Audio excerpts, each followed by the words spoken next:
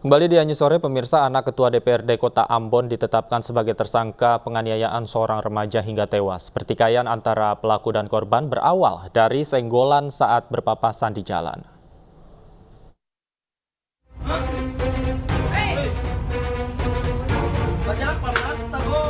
Tangisan histeris ibu korban penganiayaan oleh anak Ketua DPRD Kota Ambon ini tak terbendung saat mengetahui sang anak meninggal dunia. Pihak keluarga korban tidak terima dengan perbuatan pelaku yang telah menghilangkan nyawa kerabatnya.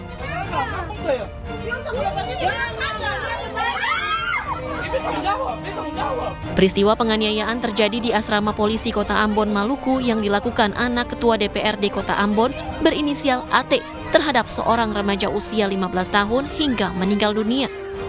Saat kejadian, korban dan temannya sedang berkunjung ke salah satu rumah kerabat di Talake. Pelaku dan korban nyaris bersenggolan di jalan hingga membuat pelaku emosi dan akhirnya menganiaya korban.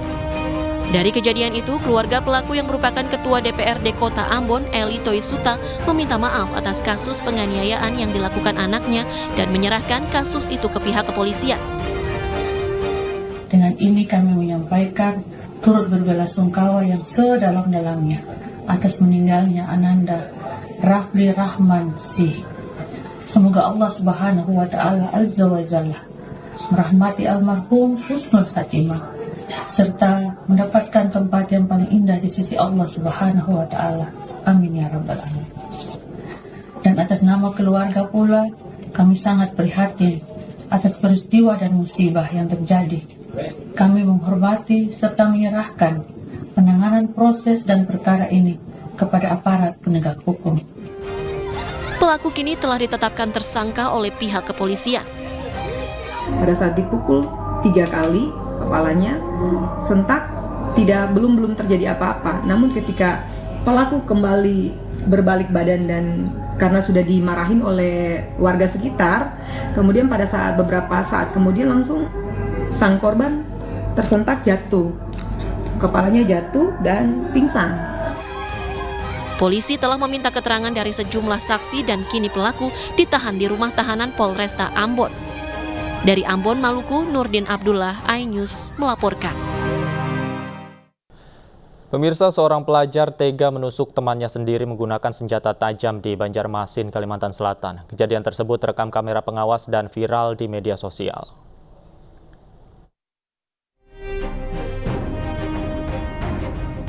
Detik-detik seorang siswa kelas 10 di SMA Negeri 7 Banjarmasin menusuk temannya terekam kamera pengawas.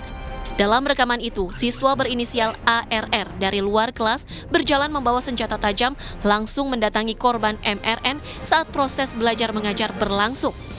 Kemudian ARR langsung menusuk korban beberapa kali. Usai mendapat laporan, polisi langsung mengamankan siswa yang melakukan penusukan ke Mapolresta Banjarmasin. Diduga ARR tega melakukan aksinya itu karena kerap mendapat bully dari korban.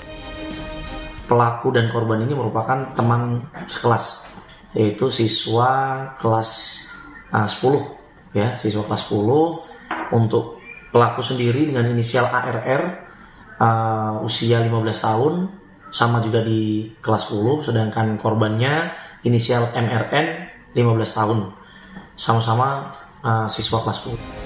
Polisi masih mendalami kasus tersebut sementara korban MRN masih menjalani perawatan di RSUD Ulin, Banjarmasin. Dari Banjarmasin, Kalimantan Selatan, Suhardian, iNews melaporkan. Dan untuk mengetahui informasi selengkapnya, kami telah terhubung dengan Kasat Reskrim Polresta Banjarmasin, Kompol Thomas Afrian. Selamat sore, Pak Thomas. Assalamualaikum, selamat sore, Mas. Waalaikumsalam. Pak Thomas, saya ingin konfirmasi pertama, apakah siswa tersebut saat ini sudah diamankan, Pak? Untuk kejadian yang sudah viral ya di media elektronik ini, alhamdulillah untuk pelaku juga sudah kita amankan, sudah kita proses dan saat ini proses sudah naik ke penyidikan dan status sudah sebagai ABH. Mengingat pelaku ini masih berusia 15 tahun. Oke, dari hasil pemeriksaan sementara, Pak, fakta-fakta apa saja, Pak, yang didapatkan dari pengakuan pelaku, Pak?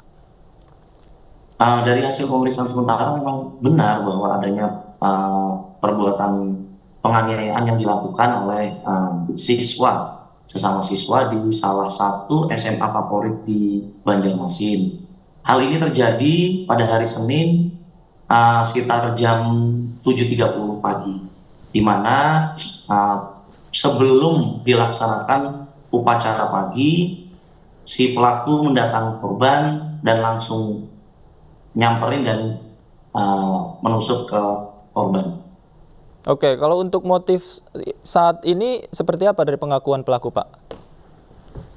Berdasarkan hasil pemeriksaan dari saksi-saksi yang telah diperiksa, untuk motif sendiri, ini lebih ke pelaku merasa sakit hati terhadap korban karena bulian ya, dan karena dia sudah mendapatkan beberapa keterangan-keterangan dan ada bukti seperti itu.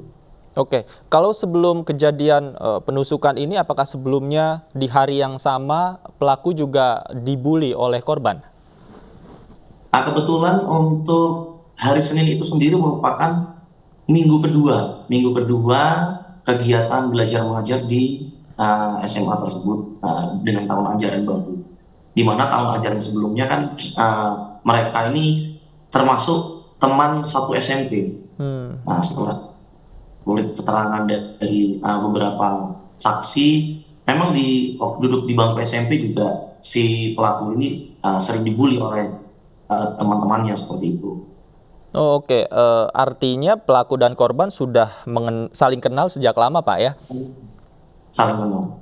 Oke, kalau dari pengakuan pelaku sendiri, proses pembulian yang dilakukan oleh korban ini apakah berlangsung hanya verbal saja, ataukah juga ada bulian secara fisik yang dilakukan oleh korban kepada pelaku? Kecenderungannya untuk verbal ya. Kalau untuk fisik kan mungkin pasti ada bekas, atau misalnya dipukul atau seperti dikucilkan, itu tidak kita jumpai berdasarkan hasil pemeriksaan dari tim penyelidik kemarin. Oke, Pak. Tindak lanjutnya terkait perkara ini kita akan mengkoordinasikan juga dengan pihak-pihak terkait, khususnya dari Bapas, dari tim 4 di TPA, Dinas Sosial, dan lebih spesifik lagi psikolog, mengingat untuk mengetahui bagaimana kondisi psikis dari si pelaku. Di samping itu, karena pelaku ini juga merupakan ABH, usianya masih 20 tahun, kita juga wajib melaksanakan diversi terlebih dahulu untuk di proses penyidikan. Oke, Pak, terakhir kalau untuk kondisi korban saat ini seperti apa, Pak? Alhamdulillah setelah kemarin dilakukan operasi, kondisi korban mudah-mudahan berangsur membaik, yang mana masih berada di rumah sakit. Oke, artinya masih dirawat, Pak ya. Baik, terima kasih Pak Thomas. Kita nantikan terus proses hukumnya nanti akan berjalan seperti apa. Terima kasih sudah bergabung bersama kami di Anyus Sore. Selamat sore. Pemirsa, dicurigai mencuri, seorang pengunjung tempat wisata Ancol, Jakarta tewas dianiaya oknum petugas security. Jasad korban penuh lebam dan luka bakar.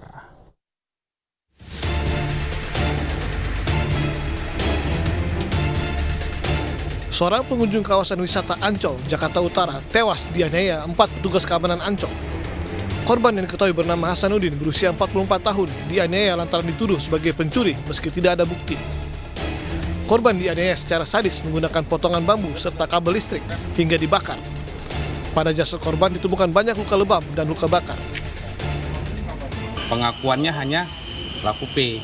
Dari pengembangan itu kami cari tahu di mana saja mobil-mobil yang berhenti. Nah, saat kami melakukan pengecekan TKP ketiga, tempat pemberitaannya tadi yang terakhir itu, di situ kami menemukan 2 orang sedang duduk-duduk mencurigakan. Nah, kami amankan sebagai saksi awalnya. Ternyata setelah kami hadapkan ke mereka, antara pelaku P dan pelaku H mengakui bahwa tidak hanya P saja melakukan, bahwa mereka berempat ini melakukan tindak pidana tersebut. Jadi dari pukul 12:30 mereka mengamankan, kemudian mereka mulai mengeksekusi itu sekitar 1:30 sampai jam 3 lebih setelah asar kalau tidak salah itu, kata mereka. Sementara itu, pihak pengelola Ancol mengecam tindakan yang dilakukan oleh 4 petugas keamanannya tersebut. Keempat pelaku kini sudah diberhentikan. Nantinya pihak pengelola Ancol akan mengevaluasi terkait pengamanan agar insiden serupa tidak terulang kembali. kami tidak membenarkan segala tindakan yang dilakukan oleh para oknum petugas yang merupakan tenaga ahli daya atau outsourcing tersebut ya. Saat ini kami sudah menyerahkan proses hukum kepada pihak yang berwajib. Keempat pelaku terancam pasal berlapis tentang pengeroyokan dan penganiayaan yang menyebabkan korbannya meninggal dunia dengan ancaman hukuman 12 tahun penjara. Pemirsa, hari ini rencananya gelar perkara kasus anggota Densus 88 tewas tertembak senior akan dilakukan di Polres Bogor. Keluarga akan hadir langsung di Polres untuk melihat jalannya gelar perkara.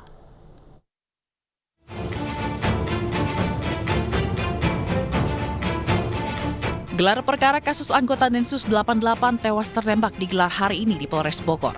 Keluarga Bribda Ignatius Dwi Frisco Sirage akan ikut menyaksikan proses gelar perkara. Sementara itu saat ini, status kasus ini sudah naik ke tahap penyidikan. Polisi pun telah menetapkan 2 orang sebagai tersangka. Mereka adalah anggota Polri, Bribda IMS, dan Bribka IG.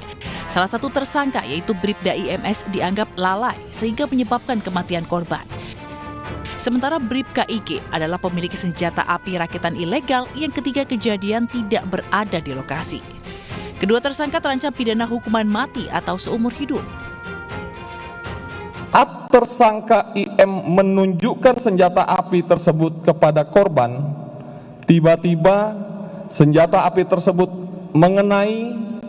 meletus dan mengenai leher korban ID, terkena pada bagian bawah telinga sebelah kanan, menembus ke tungku belakang sebelah kiri.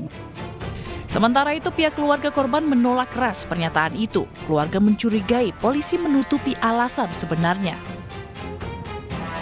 Kami juga mendapatkan banyak informasi dari pihak Mabes Mabes Polri yang tentang tewasnya atau meninggalnya anak kami yang menurut kami sulit untuk diterima secara akal sehat.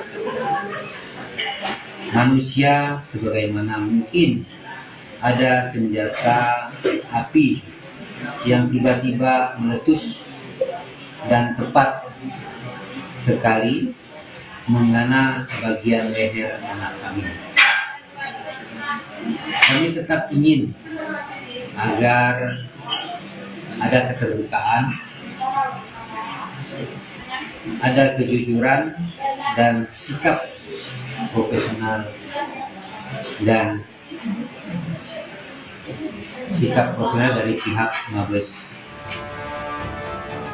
Sebelumnya seorang anggota Detasmen Khusus 88 Polri asal Kabupaten Melawi, Kalimantan Barat meninggal dunia di Rusun Polri Cikeas, Gunung Putri, Kabupaten Bogor, Jawa Barat pada Minggu 23 Juli 2023. Bribda Ignatius Dwi Frisco Sirage tewas akibat luka tembak di kepala yang berasal dari senjata api milik seniornya. Tim Liputan iNews melaporkan. Zumi Zola diperiksa KPK terkait kasus dugaan suap ketok palu dalam pembahasan rancangan anggaran pendapatan dan belanja daerah Provinsi Jambi tahun 2017-2028. Usai jeda kami segera kembali.